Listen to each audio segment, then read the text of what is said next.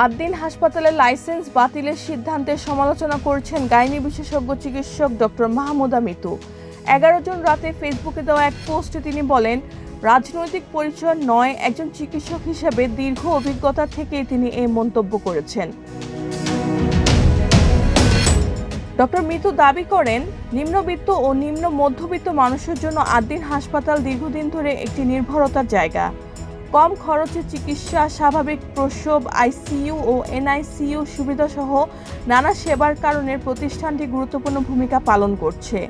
তিনি জানান, কর্মজীবনে বেসরকারি হাসপাতালের মধ্যে সবচেয়ে বেশি রোগী 8 দিনে রেফার করেছেন। ফেসবুক পোস্টে তিনি লেখেন, জটিল রোগীদের চিকিৎসায় 24 ঘন্টার সেবা, অ্যানেস্থেসিয়া সহ সব সুযোগ চালু থাকে। তার উপর এখান থেকে প্রতি বছর দক্ষ চিকিৎসক, নার্স বের হয়। তিনি বলেন, আমাদের মধ্যে একটি কথা প্রচলিত ছিল, 8 দিন হাসপাতাল হলো দ্বিতীয় ঢাকা মেডিকেল কলেজ হাসপাতাল।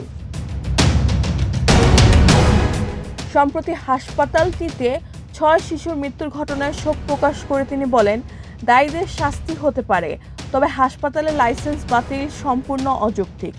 ডাক্তার মিতু আরও বলেন, ঢাকা মেডিকেলের বারান্দায়ও জায়গা নাই, তার উপর এত বড় সিদ্ধান্ত, এটা জনগণের দুর্ভোগ আরও বাড়াবে। রেহানা বেগম, প্রজন্ম 24।